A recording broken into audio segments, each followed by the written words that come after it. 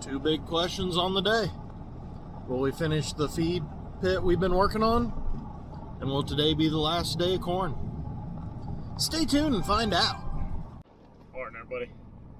Welcome to Tuesday. Actually caught the shop with no one here, so let me show you what's been going on in here real quick. So we got the cultipacker in here because I broke it.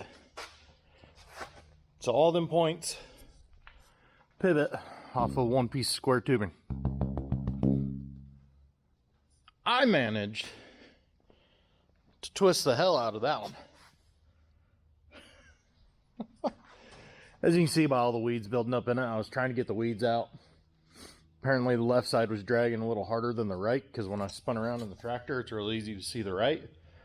I was watching the points, had no idea these ones caught. I wound up being just these last four that were twisted. So yeah, that's a new project. There's square tubing over there to fix it. Good stuff. Other big thing, Hector's hood finally showed up. We ordered this before we started harvest. It got here last week. So now we got to get it painted. Joked with the guys, I go, how do you match Kenworth green with a 30-year fade on it?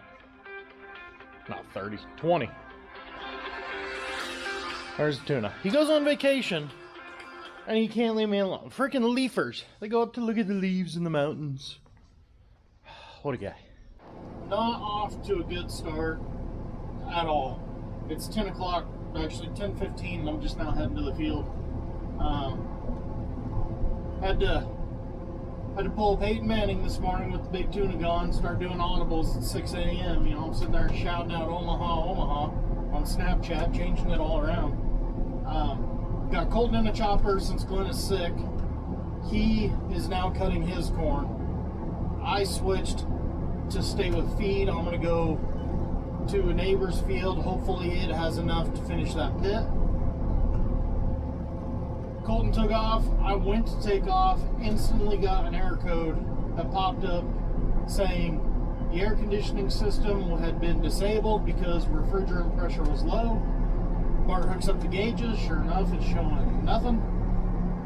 We inspect it everywhere we can, but the compressor is on the back of the engine, clear at the very back, real easy to get to. But then the air conditioning lines go up the right side of the engine, across the engine, up this side, back behind this panel that doesn't open.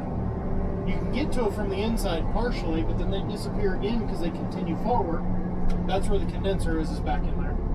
And then they disappear into the cab. Bart starts putting in Freon, and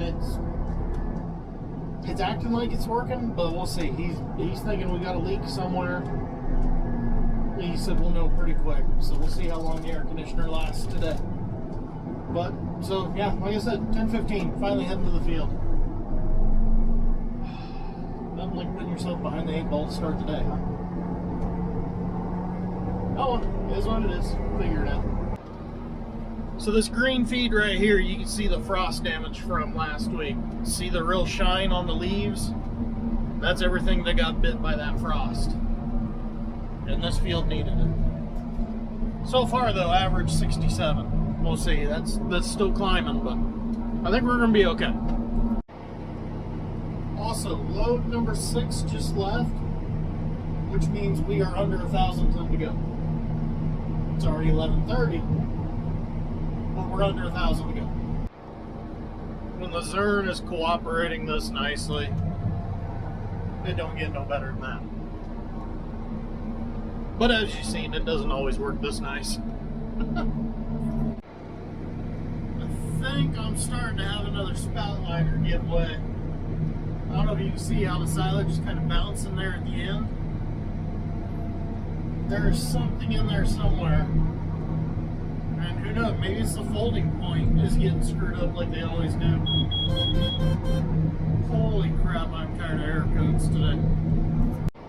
Just punching the initial hole on this field of Blanco a minute ago.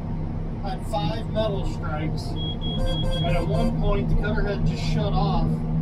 Like there was nobody in the seat. And the computer acted like it restarted. Like I had to clear a couple of things you normally do when you start up for the day.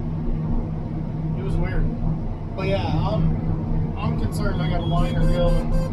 The way that bounces, that's usually an indication of something somewhere is starting to get a little silage behind it. There's a decent chance, looking at the edge of the spout, that my hinge point for the spout fold might be starting to give way. And what happens is those teeth break, and then it kind of drops the one side down a little further, and all of a sudden you got a liner catching. It's a brilliant engineering option. They last about a season.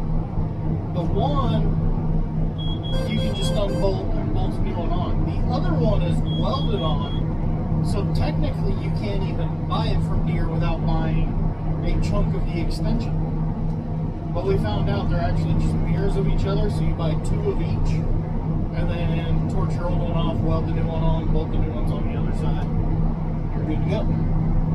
If you've ever noticed in all the videos and pictures, though, at the end of the day, where mine's folded and Glenn's isn't, it's because Glenn's is still broken from last year. And he doesn't have a problem hitting his head on the spout whenever he's servicing, so they just left his alone. Colton and I do, so we like the fold. Halfway there. We're doing good, we're doing good. Keep up this pace, should be alright. It's only 2 o'clock. You can go to hell, I'm tired of listening to you. Oh, come on, we still got a chance. Moving right along. When the neighbor's making me insanely jealous, crane over there putting up a new shed. Wouldn't that be nice? Half circle is finished. Gonna start on this little, I don't know, it's not triangle, it's not square, I don't know what to call it. Just talk to the scale, I'm showing about 20 tons shy of hers, so we're looking good. Finished that corner, moved on to the next one. So if I add what she was above me, we're about 1,000. This is gonna hit the spot. It's gonna be close enough to call it good. Of course, no grab camera in time. Just past 1,000. We're gonna make it. Oh, don't get no better than that. Not even using the GPS, and I ended on a full swath. Woo! One big project done. So check it out. That finishes off all that. I'm showing 1164 or 1064. If it's still off the way it was earlier, we're going to be right at 1,100 ton for the day, meaning we're 50, 60 tons shy of the whole project. Call that a win and done. Why would we go start another field to haul 4 loads? But I'm gonna say we are done. Two normally disagree, but that doesn't matter now. He's busy looking at leaves. Let's go see if we can get this thing cleaned up. This is insane. Blanca just texted me. 18 tons off. A half a load. Half the header would have just worked better. There's probably a half load scattered throughout that whole farm. Oh well. 18 tons, that's freaking great. Awesome, that pit is done. Colton, I know, got nowhere close to being done. It was way too ambitious to think we could finish corn with only 6 trucks when you need 12. So we'll see how everything goes tomorrow, if we get it all straightened out, what chopper goes where, who's doing what. I don't know. Right now I just want to get this thing blown off and get the hell out of here. It's been a long day. There's how we top off a good day. I got to the air compressor first. What you want, Pinchy? Only one chopper in the lineup tonight. Air compressor didn't hold out for Colton. So you get for being second. Oh, cool. The camera picks up absolutely nothing of the sunset. So we've just been sitting here trying to figure out trucks for tomorrow, whether to do 2 pits, 1 pit. Sounds like I'm solo. Gonna see if we can't wrap up corn tomorrow. It'll be a pretty good job because we just added 30 acres I wasn't accounting for when we started today. So it's gonna be a good push. We got a lot of trucks. Trevor's going to be down one, unfortunately. But it is what it is. We'll figure it out. Catch you guys in the next one.